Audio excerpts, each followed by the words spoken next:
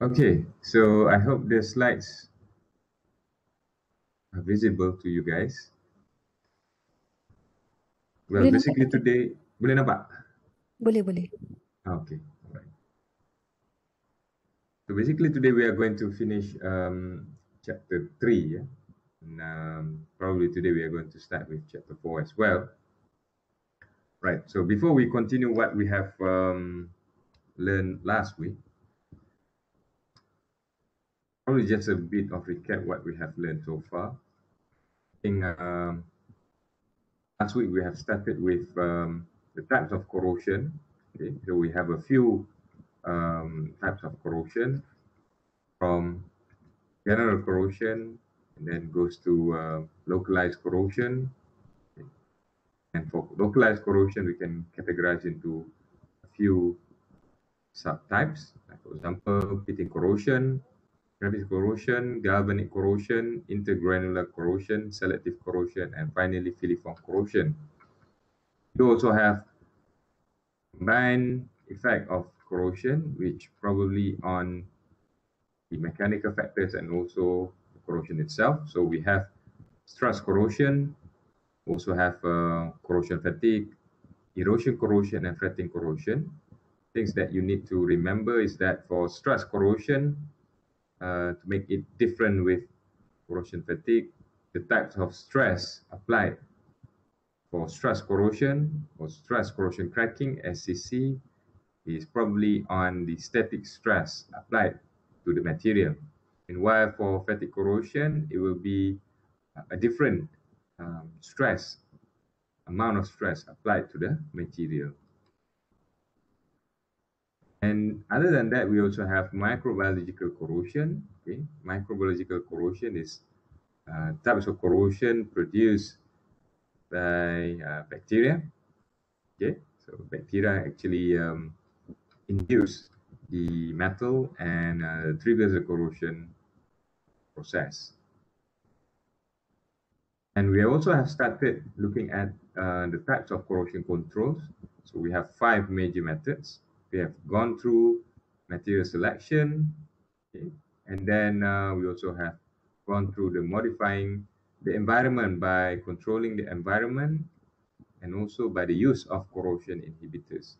So as I said, corrosion inhibitors is basically a chemical compound that is added with a small volume, a small concentration that basically reduce the corrosion rate. And as what I have shared last week to you guys, there's a few corrosion inhibitors criteria, which probably we look at the compound must be an electron-rich compound with heteroatom functionalities, example with the content of nitrogen, oxygen, and sulfur. Apart from that, if the structure contains pi bond, all these are actually electron-rich functionalities, lone pair, all these can integrate into the contribution for adsorption formation. So we have different modes of adsorption that can be contributed from the inhibitor. So we can have like desorption. This is where the electrostatic interaction between the charge molecules of inhibitors with another charge of a counter charge of metal surface. We also have chemical absorption. This is actually due to the sharing of electrons from the electron-rich functionalities with the electron-poor metal orbitals. So this will create an interaction, form a bonding, and this is also known as chemical absorption. Right. So for today, we are going to continue with types of coatings. So coatings or protective coating can be categorized as part of corrosion protection techniques. Okay. The reason why we include or introduce coating is because coating can basically produce an isolated environment between the metals and also the corrosive environment. Okay. Right. So we have a coatings or covering with a noble metal or a better corrosion resistant properties. And also we do have non-metallic coatings. Okay? So for coatings, we have like the first one, metallic coating and non-metallic coatings, right? So as I said, coatings actually create a barrier, okay, between metals to electrolyte. And we do have like a different types of coating. We have like metallic coating and non-metallic coating. Metallic coating can be from electrodeposition,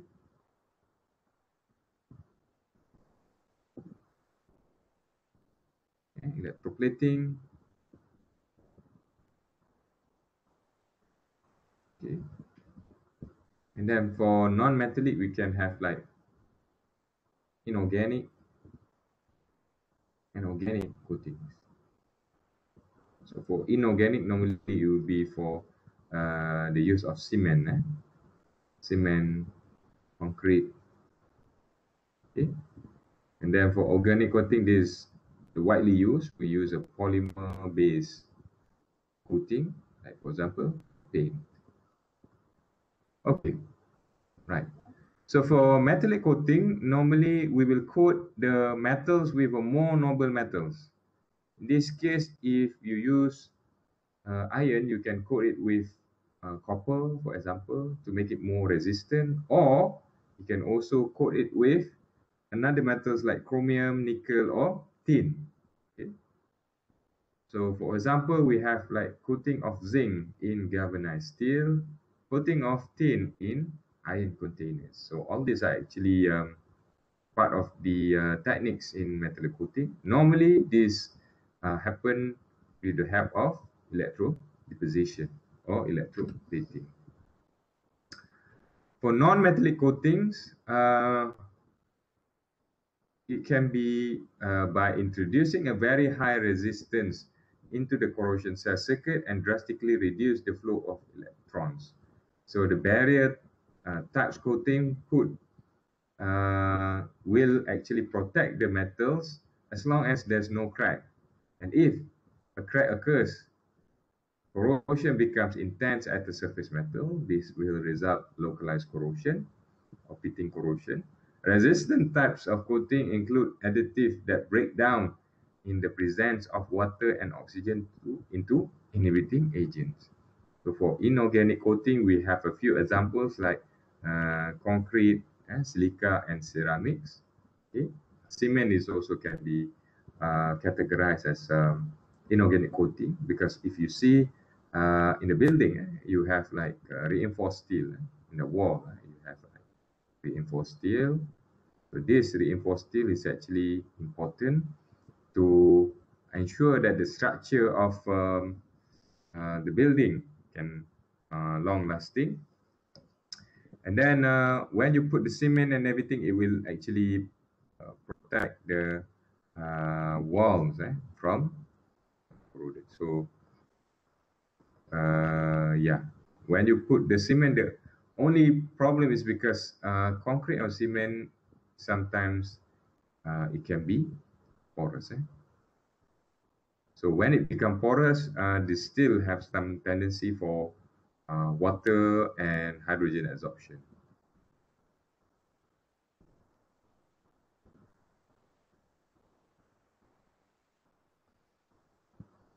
So when it dissolves, corrosion still can occur. I mean, for the reinforced steel. The types of organic coating, it can be categorized by the use of tar, paint, plastic, and etc. So paint coatings are considered the most practical and economical means for the corrosion protection. So the several mechanisms by which paint coating system provides corrosion protection is due to the fact that it will create the barrier. As I said, for coatings, it will limit the excess of chemical species. In this case, we are talking about water and also oxygen involved in electrochemical corrosion reaction. Okay, a barrier also maintaining a high electrical resistance at the substrate interface, restricting the excess of ionic species.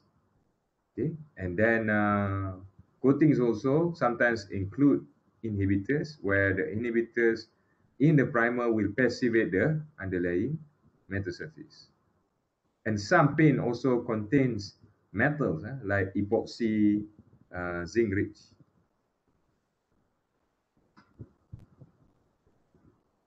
Okay, you will see a lot. I mean, if you go to any hardware shop, if you buy, say, like, I want to buy zinc chromate paint, it is basically epoxy paint, because epoxy is basically the polymer, and then zinc chromate is basically the cathodic protection and also the inhibitor, because the chromate actually will provide the passivity. So the function of cathodic protection in paint, like for example zinc, so when you apply epoxy zinc rich coating into metal, for example iron, this will create a so-called galvanic effect. So what happens is that the zinc that contains in your paint will be corroded compared to your iron. Doctor. Yes. Excuse me, can you accept Jihad, because he called me, he said, if you tell Dr. Haza I want to accept me. Oh, say, okay, right. Okay. Thank you Very so sorry, much. I didn't see that. That's Yeah, probably Jihad is already here. Okay, right. So in paint, there's a few components that you need to consider. If you want to produce your own paint, perhaps later on, once you graduated and you want to start a coating industries, there's a few consideration that you need to take into account when you want to make the formulation. The first one is basically in coatings, normally you should add binders. So binders will always going to be polymers. Okay. So that is why most of the coatings you will see it is made from polymer, like resin. Okay, you can also have like polyvinyl, polyurethane, epoxy, alkyd, resol, what else, and other things. So all these are actually a polymer-based paint, because when you include polymer, this will actually make the surface long-lasting. Okay, and binders also will have like plasticizing or plasticizers properties.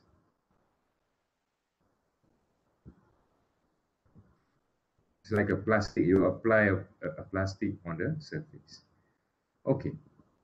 Apart from that, you will need a solvent, okay? Because this solvent will basically dissolve the polymer. So some of the solvent used in paint could be like toluene, okay, xylene, okay, and you can also have like ketone-based solvent, like MIBK, methyl isobutyl ketone. Okay, they also have MEK. Okay, methyl ethyl ketone. All these are actually ketone-based solvent. Okay, you can also use other things like spirit. Spirit. So spirit is basically a mixture of alcohol and also chloroform. Okay. Sure why it suddenly become not responding. But in paint also we can all introduce pigments or coloring. So the types of pigment that normally introduced in paint will be titanium dioxide, TiO2. The reason why pigment is included in coating is because titanium oxide or pigment can actually mix the ingredient together. That is actually the function of pigment. Okay.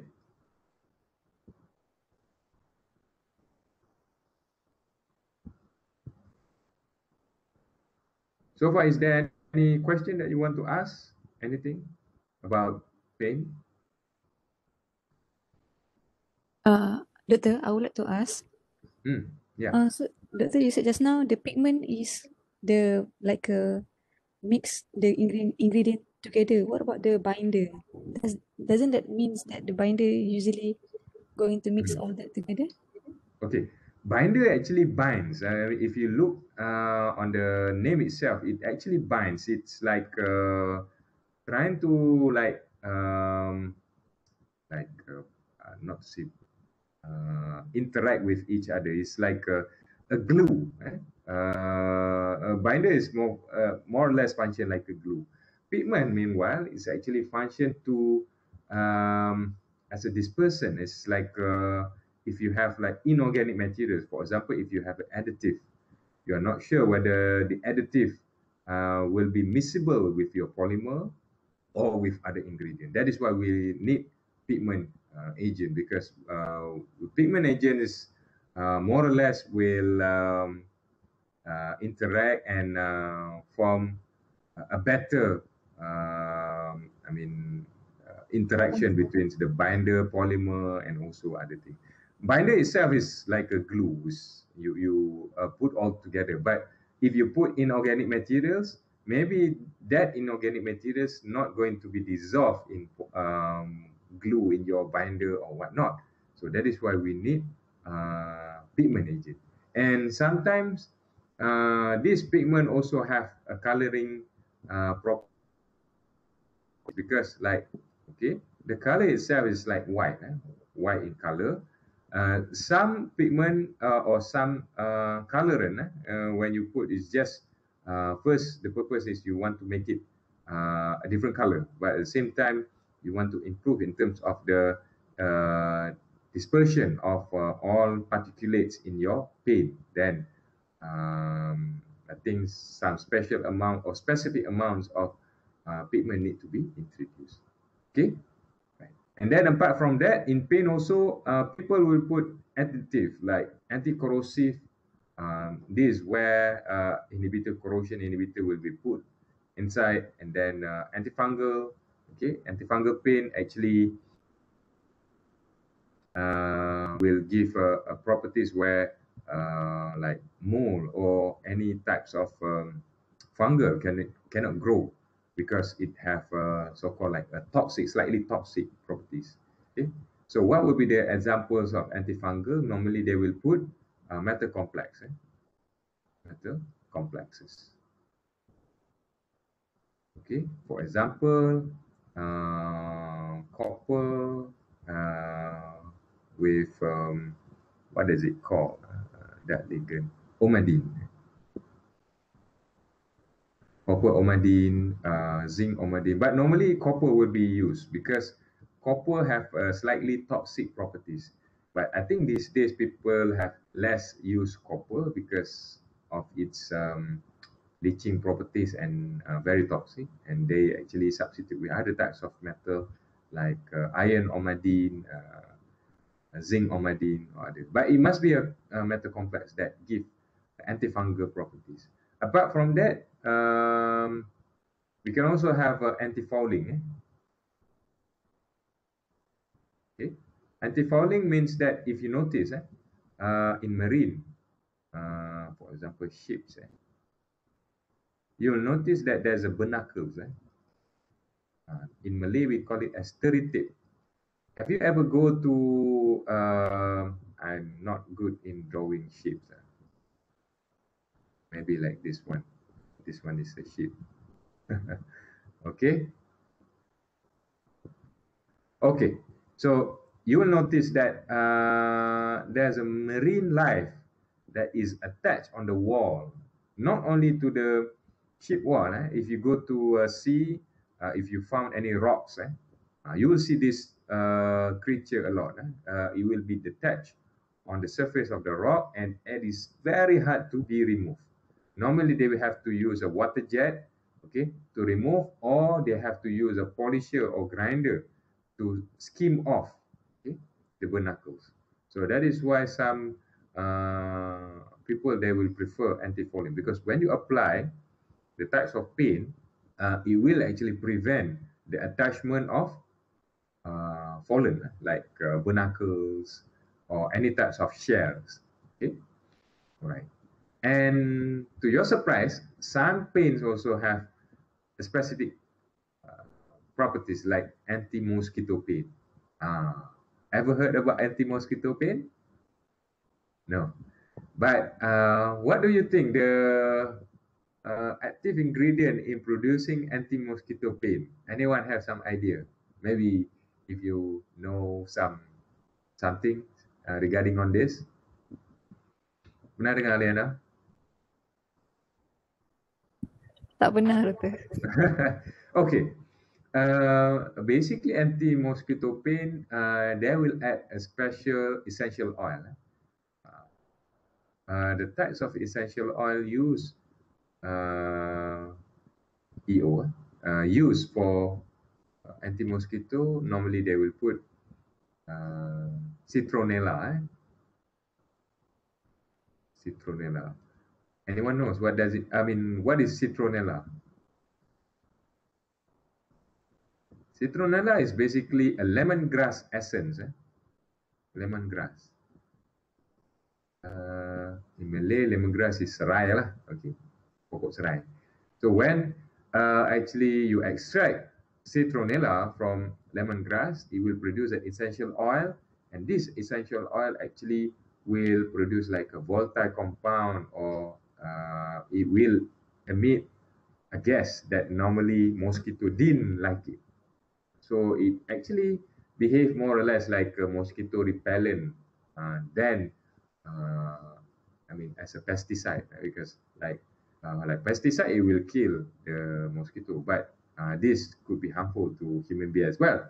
But mosquito repellent, it means that it will repel, it will just chase the mosquito away. At the same time, it will produce like a very aromatic fragrance to people. All right. And the concept of paint, basically, you will notice that to produce a very good type of coating, you need to apply primer. Okay. And then after that, you will apply decorative or top coat paint. Okay. So primer, what is actually the function of primer? It will actually produce, give a good adhesion. Okay. So that is why if you see people applying paint on the wall, they will first put emulsion paint. Emulsion paint is more or less like a primer and wash primer. The white paint, the emulsion paint, white paint, kita cakap cat putih. Applied to the wall or the first layer is actually to improve the adhesion, because later on when you apply like a glossy top coat or what, then this will give you a better or more homogeneous. Otherwise, if you just apply the paint to the wall or to the surface, what happens is if the metals of or the wall is actually porous, it will absorb, and you will see that it will form patches. Dia menjadi macam tumpuk-tumpuk. It will form like patches, and your coating, layer is not going to be smooth. Okay, all right.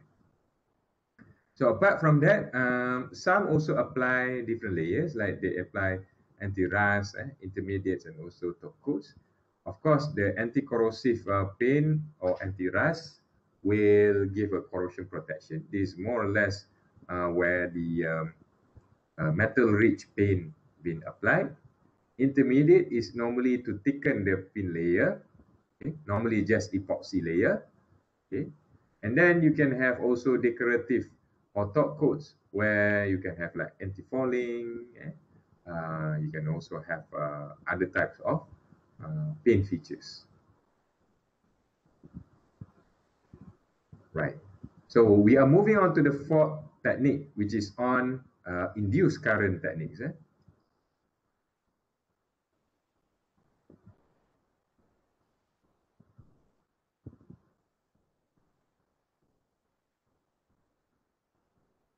So in induced current techniques, we can have cathodic protection and also anodic protection. Okay. In fact, in cathodic protection, we can also have ICCP and also a normal CP. Okay. Right. So what does it mean by cathodic protection and anodic protection? So we go one by one first. Cathodic protection, okay, it means that metal to be protected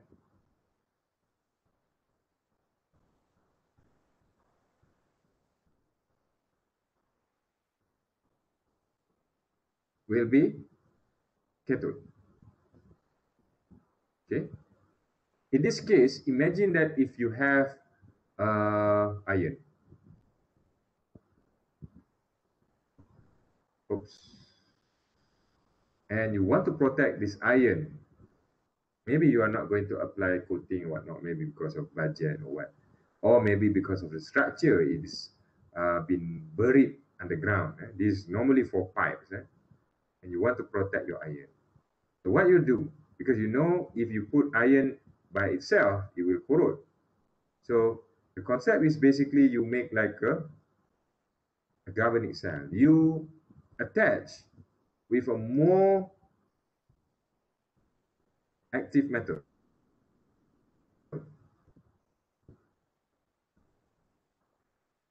More active metal will become anode. In this case, if I pair it with magnesium, okay, so you know now magnesium will be anode and iron will be cathode. So iron will be reduced and it will not oxidize. So this part of the techniques to prevent your structure from corrosion. And the method is known as cathodic protection. And the more active metal being paired to your structure is known as sacrificial anode. Sacrificial anode. It sacrifices itself, and this material need a continuous replacement. Continuous replacement. Okay, so from time to time you need to replace, and you have to make sure that the sacrificial anode must be cheap. Okay? Right. So as I said, cathodic protection is a technique to control the corrosion of metal surface by making that surface become cathodic to the surface or to the environment of the or the cathode or the cell, corrosion cell. Cathodic protection can be achieved in two ways. Of course, first one, you need to connect with a more anodic metal, okay, and it must also pass an electrical DC current. Okay, then only this system can occur. Meaning that the two electrodes need to be connected together. Otherwise, cathodic protection cannot be achieved. Right. So galvanic protection is the effect that we have seen just now. When you actually pair it to a more active metal, the materials that have more active properties will become sacrificial anodes. Okay. Type of example for sacrificial anode can be aluminium, zinc, and also magnesium, because all these metals is basically cheap in cost. Okay, so this is also part of the consideration that you need to think. Cost is less. Okay.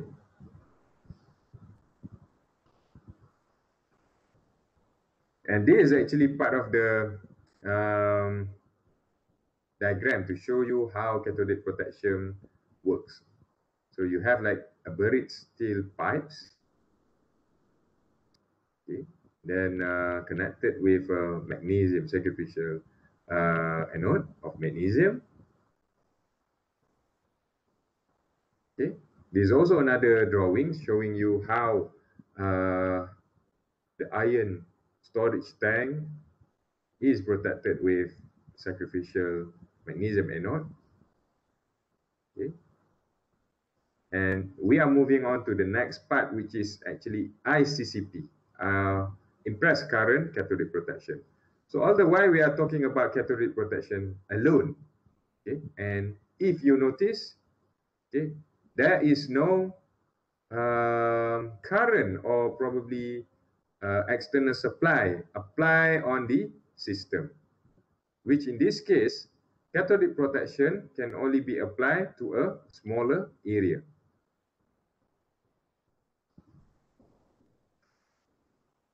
Okay, can only be applied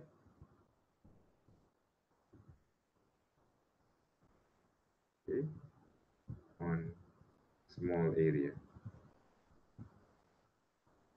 If the area is bigger, okay, because maybe you are covering a few kilometers of pipe or few meters of pipe, then you will need ICCP.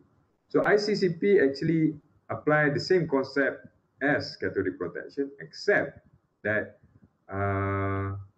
it will use a rectifier. So this rectifier is basically function as the external source, okay, to push, okay, the electrons further, okay.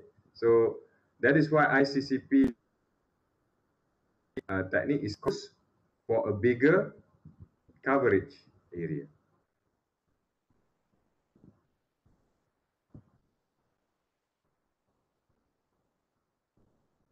Okay, the same concept, you still need the sacrificial anode, but the thing is, you need a rectifier or cathodic protection control unit. This actually, as I said, to push. Okay, the currents or the electron further.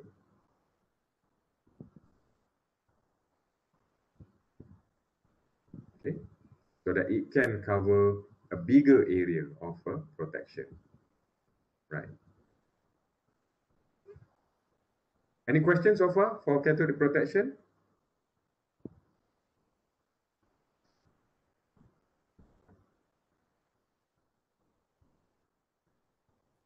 No, doctor. All right. No, doctor. We are moving on to anodic protection. So since we are talking about cathodic protection, metal to be protected become cathode, what about if you're working at the extreme condition? Okay, extreme condition means that probably your condition is highly acidic or basic. Examples, if you imagine you are working in paper industry.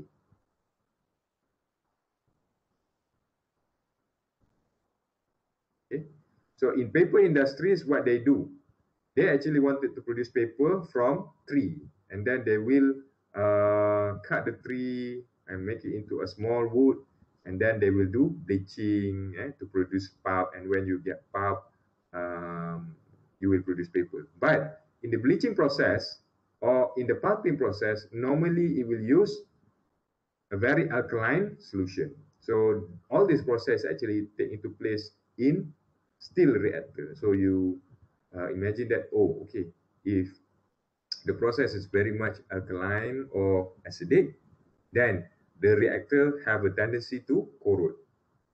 So what will be the consideration?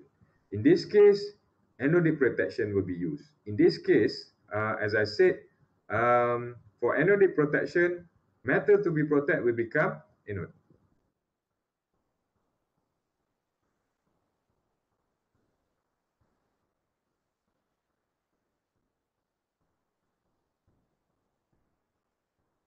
Okay, so how does anodic protection works? So as I said, in highly basic or acidic condition, what will happen is that your metal will be oxidized.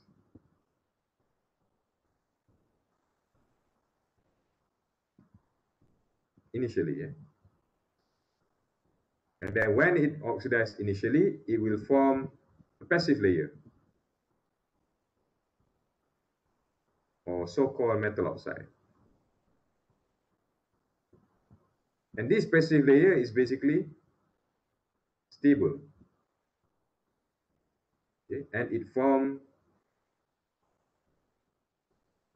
on anode. So when you have a passive layer, the passivation actually prevents corrosion to occur.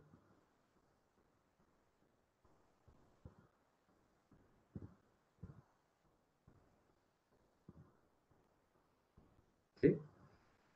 In circumstances where cathodic protection is not practical, okay, not practical because of a strong alkaline or acidic environments, anodic protection is a useful corrosion control technique, specifically in metal environment condition where active passive behavior is demonstrated.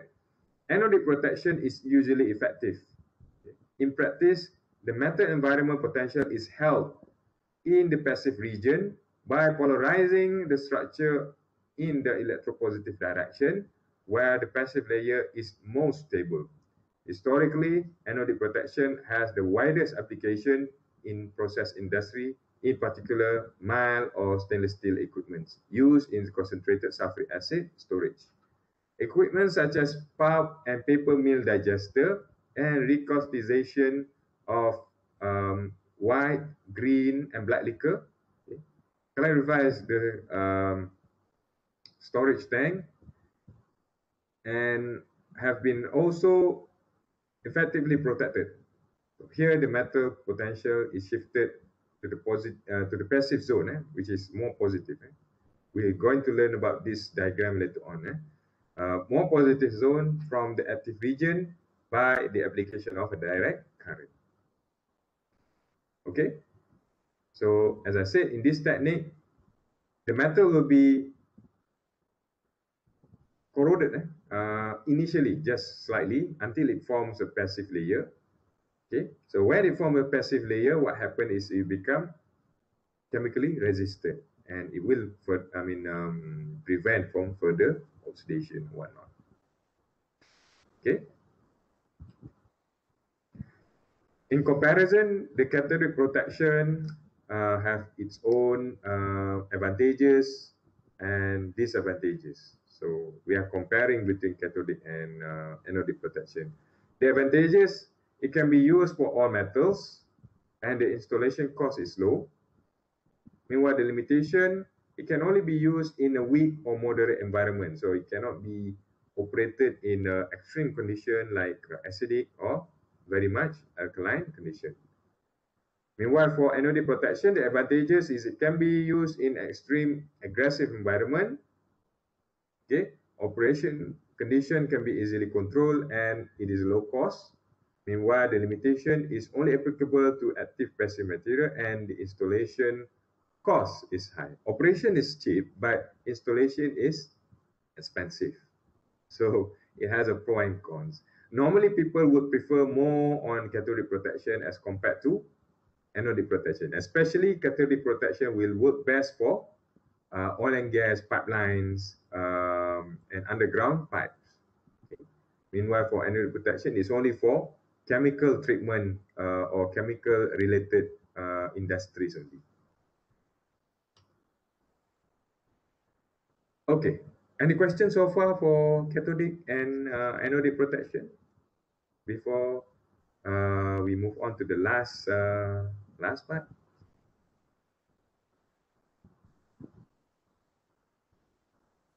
Doctor, Yep. I would like to ask, but it could be on the pain side, pain part. Okay. Does WD-40 is a pain? WD-40. Okay. This is a very interesting question. Okay. WD-40 actually not function as pin or coating. Reason why is because WD-40 ingredient, I will reveal what is actually the main ingredient inside WD-40. It actually contains hydrocarbon, pentane, normally propane or pentane, together with fish oil. So fish oil, it has a slightly lubricative properties that normally if you apply, so that is why when you have like a corroded chain or corroded lever, you spray WD-40 and it will actually loosen up uh, the the the The type. the tight bond lah, or the interaction. Okay, so it is not actually function as a coating, but more or less function like a lubricant. This principle is almost the same if you apply oil, cooking oil or anything to a chain or something. So completely different concept as paint, because paint normally or coating will be a permanent layer form, but Okay. WD-40 will be like a temporary, because it can be washed out by solvent or by anything. Another thing that I just want to share my own experience. Um, I'm working a lot with corrosion protection, and we actually produce our own rust removal. So WD-40 also function as a rust removal, because um, when they actually apply to corroded surface, it can slightly remove out the rust. Okay. But what would be the best ingredient to make a good rust removal? If you notice, or even if you go to YouTube, you just watch homemade rust removal. They actually use a very simple ingredient. Okay, this is actually off the topic lah, but just to Okay. share with you, rust removal. You can actually produce by yourself. Okay, what they use is actually they use acidic. They use acid lah, organic acid normally, like lime. Lime is the best organic acid that you can find in market or what. Some people also they use other types of organic acid like boric acid or oxalate acid. All these are actually organic acid that is considered as a weak acid, not really strong acid, because we still need slightly acidic properties to remove the rust, but not a strong one. Because if you use a strong acid like hydrochloric acid, sulfuric acid, or what, then it will like remove the rust, but in the same time, it will eat the metal. It will make corrosion even terrible. And apart from that, apart from organic acid, they also use baking soda. Okay, so the function of a baking soda is to dissolve some of metal oxide. Okay, and the rest will be like vinegar. Vinegar is also like organic acid that you can use, lime, vinegar, and probably water. So if you have all these ingredients, you can actually make your own rust remover. But to make it either a strong rust remover or a weak rust remover, it all depends on the concentration of your acid. If your concentration of acid is slightly high, not really low, too dilute or what, then your rust remover can function well. Okay, but if you make it too dilute, then it will take longer time for the metal to or for the rust to remove. So maybe after this you can try to produce your own. Just mix vinegar, okay? But don't use cooking vinegar, because the cooking vinegar, or in Malay we call it cuka makan. Cooking vinegar that people use in making pickles or what, all these are actually been diluted, so it's not really effective. Maybe if you put like cooking vinegar, then it will take some time. If you put like uh, apple cider vinegar, probably it can work, because apple cider vinegar is slightly less dilute. Okay, then it can give this rust removal properties. Okay, baking soda you can find it elsewhere. Okay, and just water. All right. Moving on to the last part for the corrosion control is a proper design. I believe this part is very simple. The concept is if you make a proper design without having a sharp turn like this will ensure that there will be less erosion. Okay, so when you have a less erosion, okay, then corrosion can be reduced as well. So design awareness and the life cycle, this will give a good control of corrosion that requires the awareness and cooperation of the entire design team, including the engineers and designers, not only in each specialized discipline, but in project management and cost control. Adequate means for code collection, reporting, and also recording corrosion information from the operation situation must also be planned. Okay, so as I said, in designing the materials, if you can make a design that it doesn't produce like a water accumulation over here, because this is actually a poor design. Then you have water accumulation, then it can trigger corrosion. But if you like make a design that no water accumulation, then this will be more preferable. Other than that, like this one, you have like a recommended design of pipes. Like this one, not 90-degree elbow. You make a slightly round turn, then this will actually reduce erosion.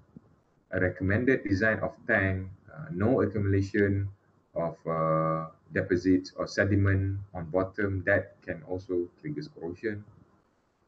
Okay. And that's it. I think minimizing or preventing corrosion is more or less by looking at the use of more corrosion resistant material. This is for material selection. You can actually or prevent corrosion by removing aggressive species from environment. This basically on modifying the environment. Adding corrosion inhibitors is also part of the techniques.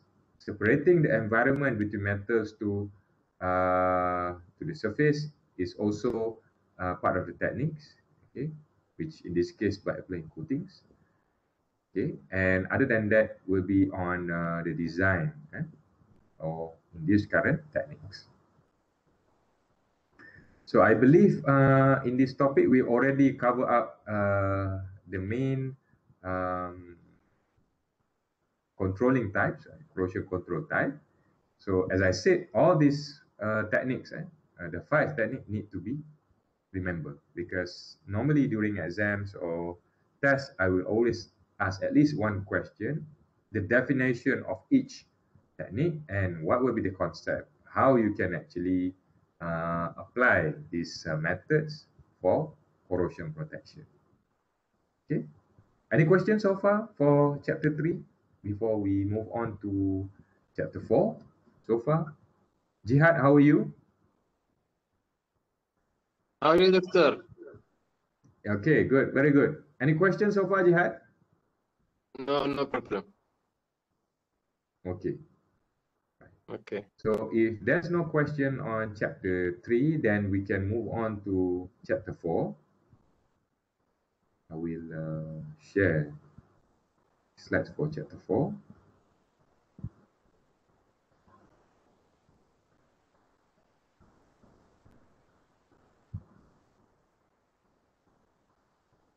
And on Thursday, we are going to have a quiz. Okay, so the quiz will be on the techniques of corrosion protection. Okay. All right. So the next chapter is basically on the corrosion, electrochemical reaction, and also kinetics. So when we talk about reaction and kinetic, this, I mean, always related with the activation, how the rate of chemical reaction occurs. So we are going to address a lot of equation over here. I mean, how to,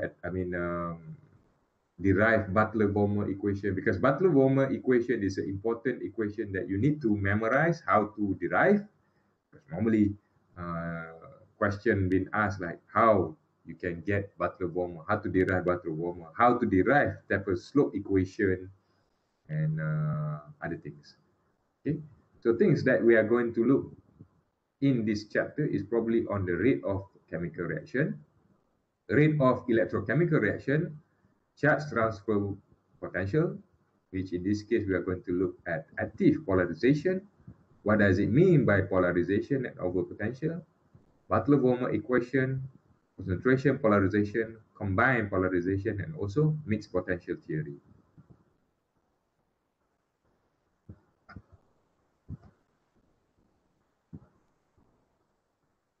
Okay, so things that we already know, corrosion is a spontaneous process.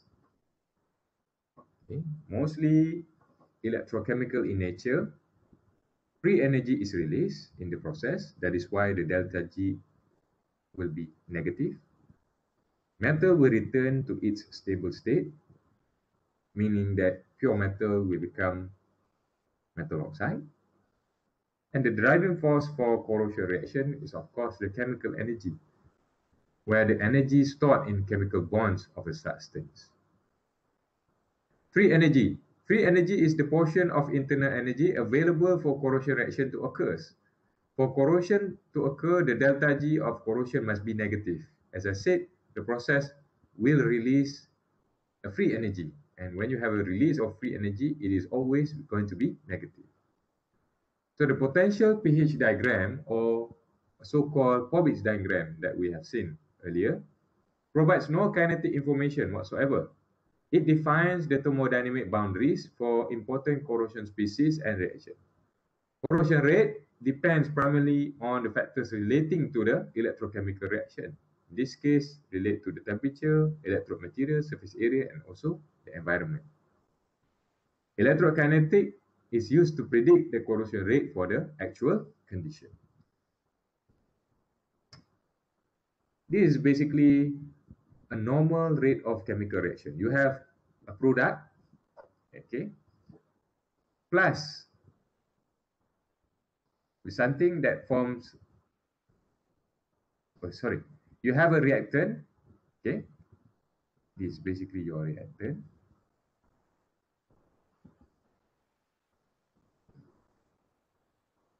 and form a product. The same concept applies to corrosion. Okay, in this case, you have iron plus with oxygen plus with water. What happens is that it will form rust.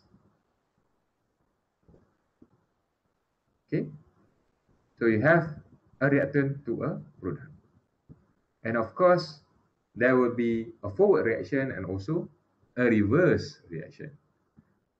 Forward reaction is always related to oxidation process, and reverse reaction is always related with reduction process. Okay. So if I write the rate of forward reaction, it will going to be like this. RF, or the forward rate, is equal to Kf, okay, multiply with the reactant. So for the forward reaction, everything going to be dependent on the reactant. And for a reverse reaction, everything will be dependent on the concentration of your product. At equilibrium, where forward reaction is equal to reverse reaction, then you are going to have this. Kf A multiply with B equals to Kr C multiply with D. And at the end, if you rearrange this, you will have a forward rate over a reverse rate, which at the end, it will become equilibrium constant, KEQ. This is actually KEQ. Where K is actually the equilibrium constant at particular temperature, the value of K will increase or decrease with increase in temperature depending on the variation of delta G with temperature as given by this formula. delta G is equal to negative RT ln K. For a molecule to react its kinetic energy, and that temperature must be sufficiently greater than the average kinetic energy to enable it to climb to the top of the energy barrier or the activation energy. Okay. As I said earlier, in the energy diagram, you have a reactant and you have a product.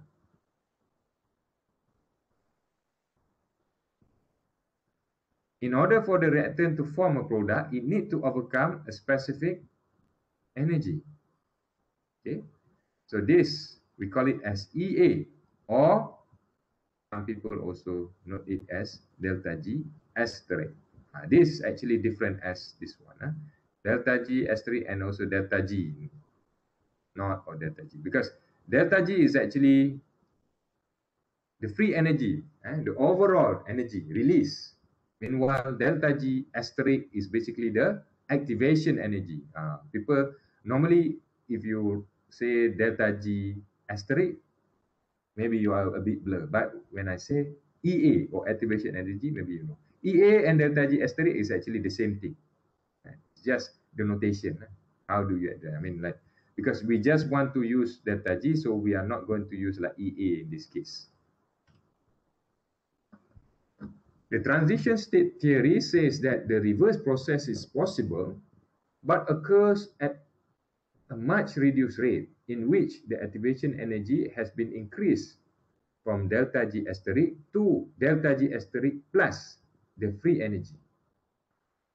As I said earlier, okay, you have the activation energy that is needed. Okay, this is the minimum energy needed to overcome. Okay, and then if you want to reverse the process, because this is a reactant to product, if you want to reverse from product to reactant, okay, the amount of energy required will be equals to delta G plus with delta G asterisk. Then only you will get reactant back. This is in the case of if you want to have a reverse reaction. The tendency to corrode is determined by the free energy difference, okay, between the metal and its corrosion product. Delta G asterisk is the minimum amount of energy required to drive the molecules of atom over the activation energy barrier, so that a principal reaction can take place. All interaction between elements and compounds are governed by the free energy changes available to them. For spontaneous transition from free energy, okay, the initial state, okay, to a low energy or final state, the free energy changes will become delta G equals to final energy or low energy minus with initial energy or high energy.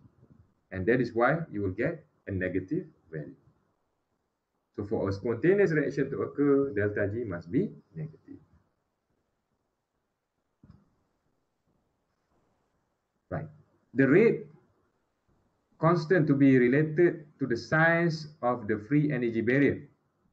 Okay. Rate constant, as you know, is equals to A exponent minus delta G asterisk over RT. The rate of forward chemical reaction, okay, is equals to RF equals to KF multiplied with reactant. Then, if you substitute the rate constant into the forward reaction, then you will get RF is equals to A exponent minus delta G asterisk over RT multiplied with reactant, where A and R are constant and T is actually absolute temperature. Inspection of the equation shows that as the temperature increases, so also does the rate constant. But when the size of barrier, or known as activation energy, is increased, the rate constant will be decreased. The smaller the activation energy of a reaction, the more rapid the reaction at the given temperature. So in this case, you always remember the difference between this and this.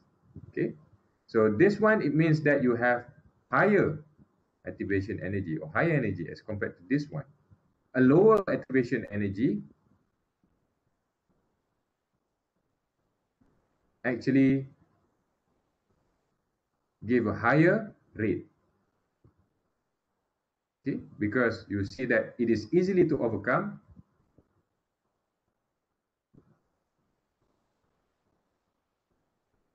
Okay, easy to overcome, then the conversion from reactant to product could be faster. Okay, so this is actually what it means by the last point.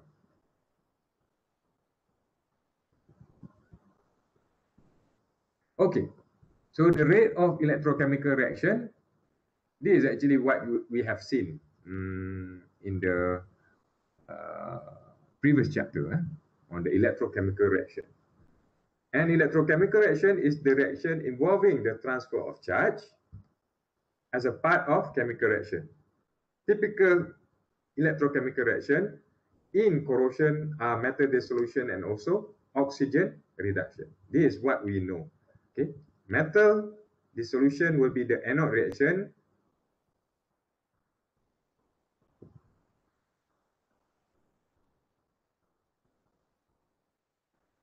And oxygen reduction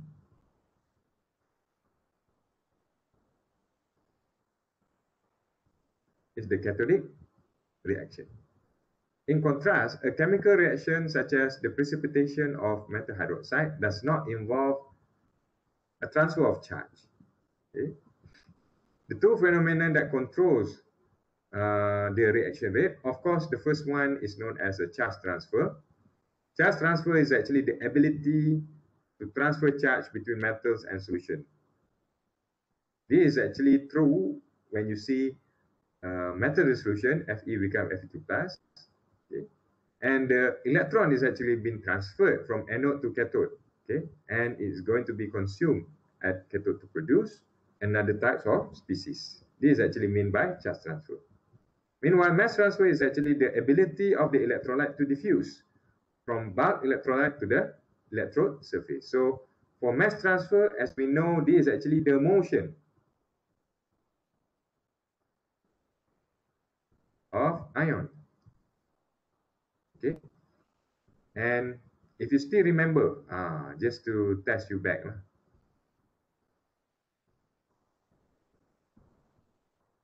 can someone tell me what would be the mode of mass transfer? Mariam, you still remember? Diffusion,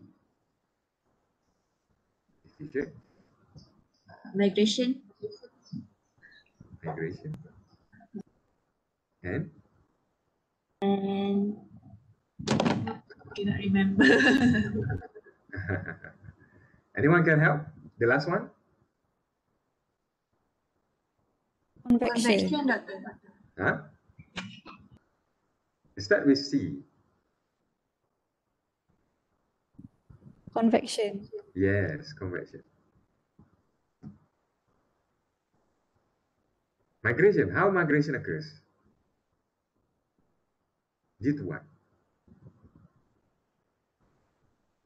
Nazira, any idea?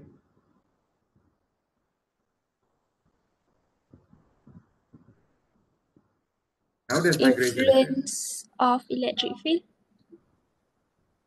Sorry again? Influence of electrical field. Influence of electrical field. Maddie, anything that you want to add? How does migration occurs? Due to what? Due to the electric fields. Electric field. Almost. Hamda? Any idea, Hamda? Not sure? Not sure. Migration occurs due to electrostatic.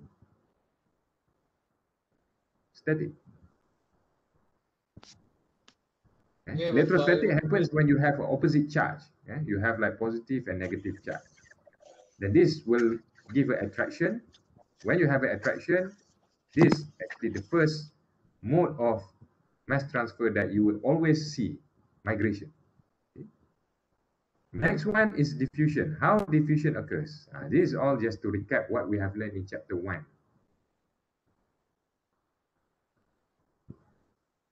How does diffusion occurs? Due to what? Movement of species. Calculation? Yes.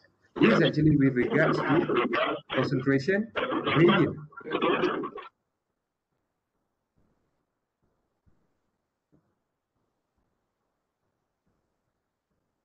As I said earlier, when you have ions that already migrated on the surface,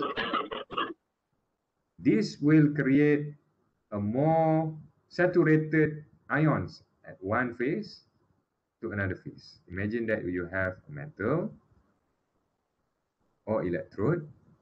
When it oxidizes or dissolves, it forms positively charged. Fe becomes Fe2+. And this is actually your electrolyte. So it will attract negatively charged species. So this is where electrostatic happens. Okay. All right.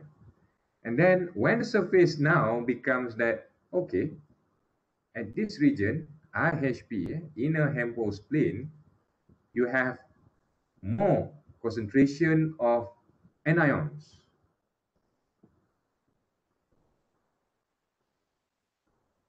Is greater over here than the other species, normally like a bigger species, will be diffused, okay, to go, okay, or to at least approach to this region. Okay. So this is actually known as diffusion, right? Convection is not really related with two of this. It's more of like a mechanical effect. Stirring, aeration, bubbling, and whatsoever. This basically when you have convection, when you have a movement of solution, okay, your solution start to mobilize, and at the same time the ions will be moved as well.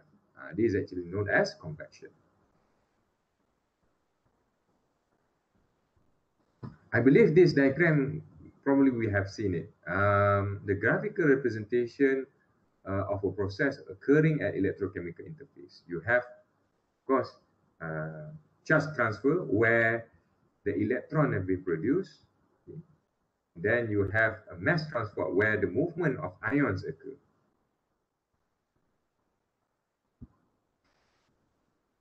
All right. So all the while we are talking about mass transfer, right? Mass transfer due to migration, diffusion, and also convection, right? So there's a term that it is best to describe the phenomenon that occurs in the interface between metal and also electrolyte. Okay. The term that we are going to discuss over here is known as electrochemical double layer. So what does it mean by electrochemical double layer? In chemical reaction, the rate is determined by the concentration of reactants and the temperature, and will proceed at the rates that varying according to the activation energy of the reaction. In electrochemical reaction, the potential of electrified interface between the metal and solution introduce an important additional factor in which the reaction rate can be increased or decreased very significantly by changing the potential of the electrified interface. There is a tendency for charged species to be attracted or to repel from metal solution interface. This gives rise to a separation charge, and the layer of the solution with different composition from bulk solution is known as electrochemical double layer. I guess all the while when I explain about this, okay, you have seen that the metals have an interaction with the opposite species, and this actually create an effect so-called double layer effect.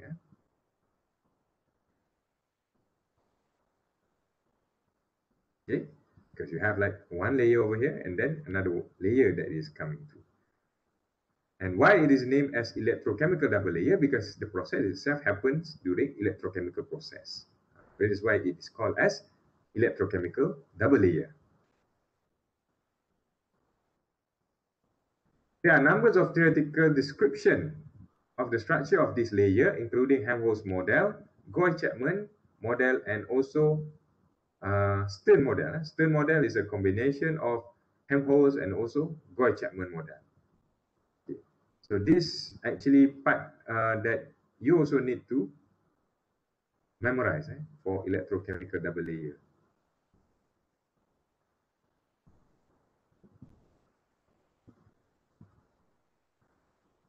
Now, what does it mean by electrochemical double layer?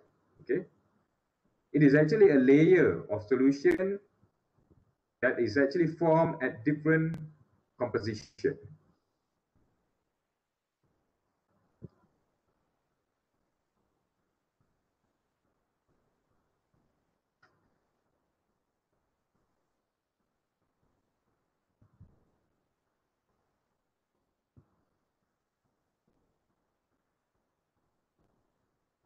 Okay, so what does it mean by different composition from bulk solution is because if you notice, over here, I explained that in this inner Hemhouse region, you have like more anion species after it has been migrated as compared to the outer Hemhouse region. Outer Hemhouse region is here at the bulk solution. You have less amount of anion because most of it have been absorbed on the surface. So as I said, we have a different models that you need to memorize. You have a Hemhouse model,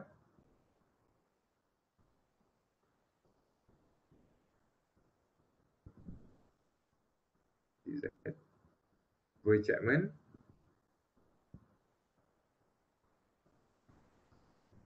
and also Stern model. S-T-E-R-N, Stern model. As a result of variation of the charge separation with applied potential, the electrochemical double layer has an apparent capacitance known as double layer capacitance. This is also useful for EIS. In chapter 5, we are going to learn about electrochemical impedance spectroscopy, which deals a lot with double layer capacitance. The electrokinetics are governed by the potential difference across a thin layer adjacent to the electrode surface. So this is basically the models. You have a Hemhouse model, you have a Goy-Chapman model, and also Stern model. Probably if you see this, you are not going to understand basically what does it mean. But I think we are going to study this detail by detail. This is actually the metal surface. You see over here, positive is metal surface, and this is actually the electrolyte surface. This is where your counter ions will be forming. But more or less, if you notice over here, okay, Hemhouse actually account a few considerations as compared to Goy-Chapman and also Stern model. So we are going to look on this. The first one is basically on Hemhouse model. Hemhouse model was developed in 1850s. It is basically a model that explains the electrostatic interaction. Earlier, we have explained that in the mode of mass transfer, we have migration, isn't it? Okay. So when you have a migration, it is actually forming due to the electrostatic interaction.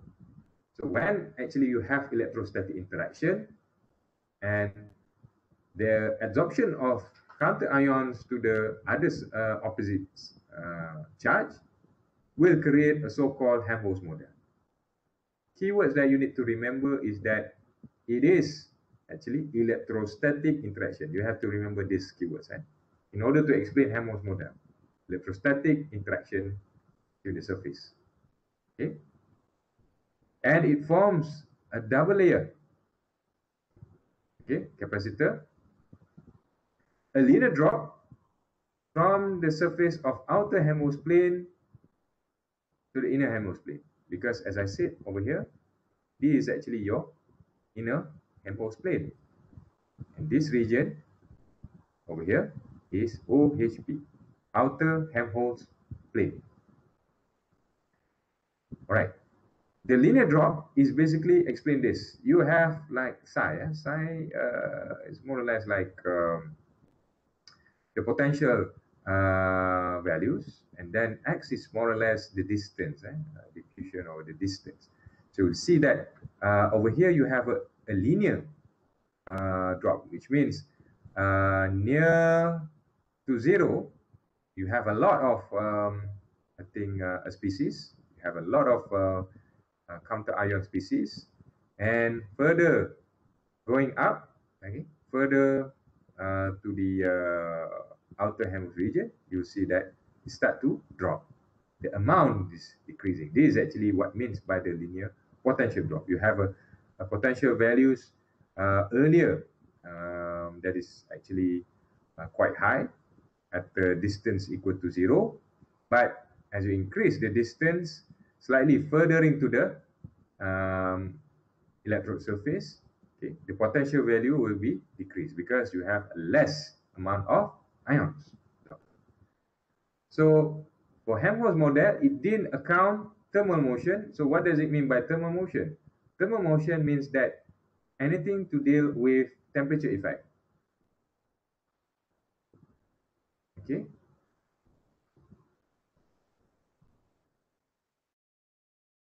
As you know, if you increase, okay, or if you heat the electrolyte, what happens is the ions or the particles will absorb the energy externally, and it will be vibrate, and it will form like a more aggressive collision and whatnot. So probably the interaction will be occur fast. But in this case, Hemhouse cannot account thermal motion because it is always related with electrostatic interaction, not accounting to temperature. Okay? It is not also accounting for ion diffusion. Okay, diffusion we'll see later, the other model. Absorption onto the surface and also solvent surface interaction. Meanwhile, for Goy-Chapman, this is actually an improvised version, because Goy-Chapman actually believed that the interaction between ions to the electrode surface is not basically started with electrostatic, can be due to directly diffusion only. Okay, right. So proposed around this year, 1909 until 1913, it actually forms a flat, infinite, uniformly charged surface. Okay, flat, infinite, and uniform charge of surface. You'll see that over here, positively charged. The blue one is actually negatively charged. It is not aligned as in Hemhouse model. You have like in electrostatic, it forms like a monolayer over here. Meanwhile, over here, it is not forming like a monolayer. Maybe I should write this, monolayer.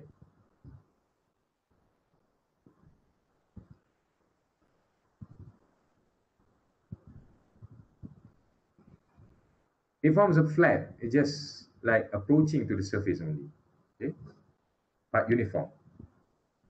Ions considered as a point charge, and Boltzmann's statistical distribution near to the surface.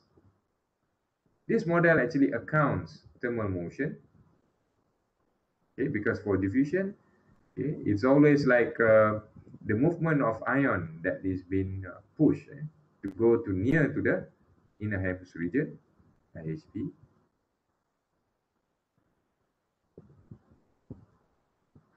Okay. Then this actually accounts thermal motion. Counter ion concentration decrease. Okay, but other things that you need to remember is that the potential value is decreasing exponentially. In comparison with Hemhouse model, since all counter ions is actually absorbed on the surface, making it become linear drop, because you see like this more concentrated, like this more ions being absorbed over here. So as we go further, there's no more, then it's like a sharp drop. Meanwhile, for Goy-Chapman, since the interaction is more or less like a diffusion, then the potential decrease is more or less like exponential. Okay? It's not a linear drop, but exponential. A Debye length, okay, this is actually the distance, Debye length, a thickness of diffusion double layer, or the thickness of the equivalent plane capacitor. Right? And finally, we have a Stern model. Okay? So Stern model is actually a combination of Hemhouse and also Goy-Chapman. In this case, Stern model means that it is a combination of migration plus with diffusion. This is the accepted electrochemical double layer model that we use until now. Okay? Because it's like improvised and it actually accounts both situations.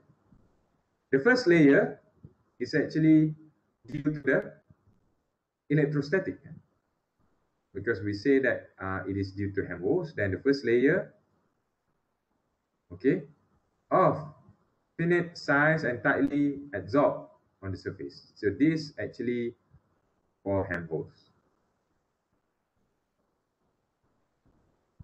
Oops. No E, yeah. Set. A subsequent layer has a point charge like in Goy-Chapman. This diffusion, okay.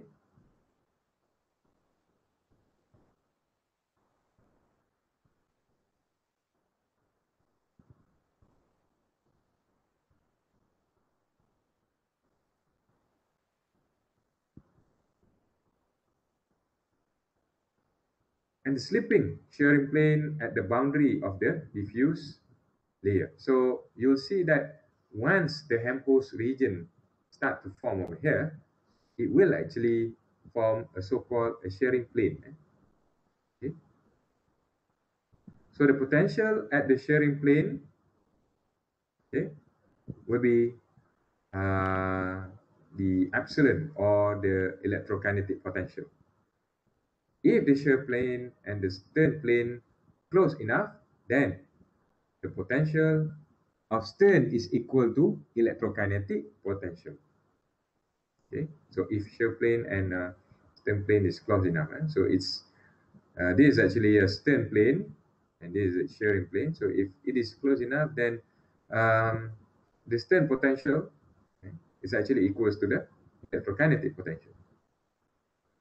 The model can deal with a specific ion absorption. Okay, and if you notice over here, okay, the potential drop. First, okay, it will be linear, okay, because this is the region where Hemhouse model was applied, and then after that you have exponential drop. Goy-Chapman.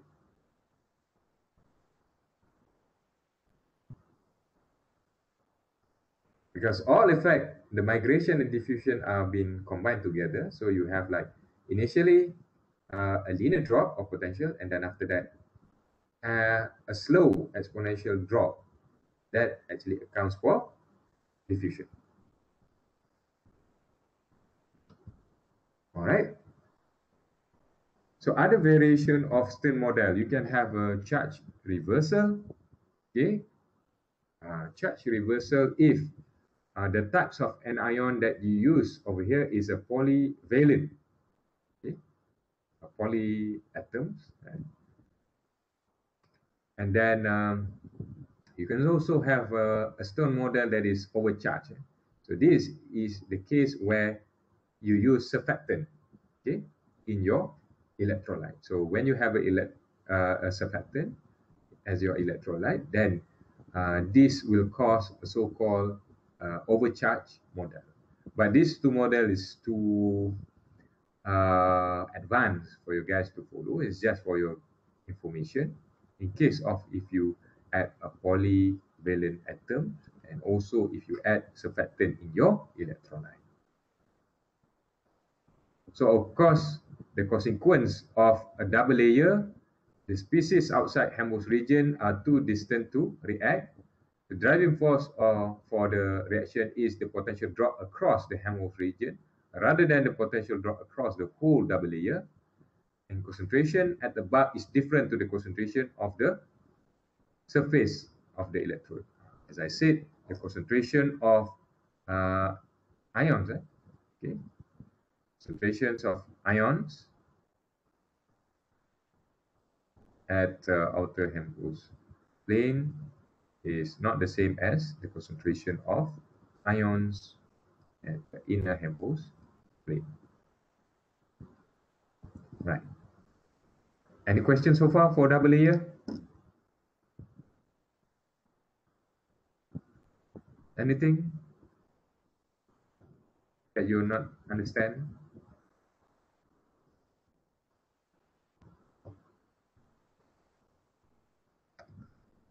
Probably I can like just ask you to summarize a bit, okay, what you have understand.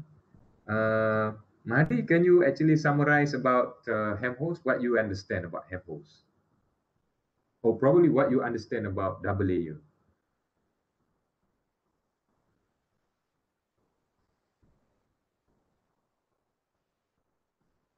Mahdi?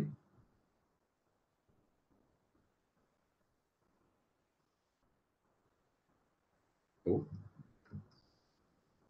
Liana? Okay, Doctor. For double layer, there are three models that we need to know. First is the Hemhouse model. The second is the Goy-Chapman model. Okay, the third is the Stern model. For Okay. the Hemhouse model, it is more on the electrostatic interaction. Okay. The second is more, which is for the Hemhouse electrostatic interaction, which is migration process in the mass transfer. For the Goy-Chapman is for the diffusion part, and the potential drop is in exponential decrease. For the Stern model is the combination of Hemhouse and Goy-Chapman. And the potential drop has two, which is the first linear and the second is the slow exponential drop. Okay. All right. So basically, you have a few points that requested for each model.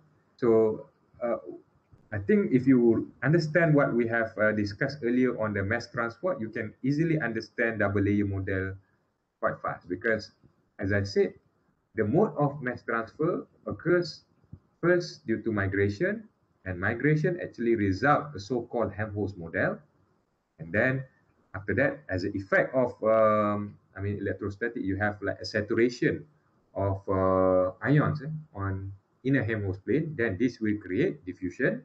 That will account for Goy-Chapman model. And finally, I think Stern is actually a summarized version of these two processes that occurs together. Okay, so yeah, for that kind of explanation, it's okay. But things that I want to highlight again, double layer. What does it mean by double layer? Double layer, it means that a layer that is formed, okay, which have a different composition. Different composition here, it means that different concentration. Different concentration, different potential values that actually resulted, okay, from the mass transfer process. Okay. So, any other questions so far? Apart from the explanation of these three model?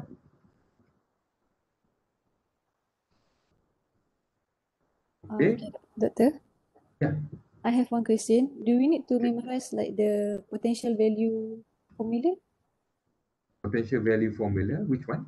This one. Yes.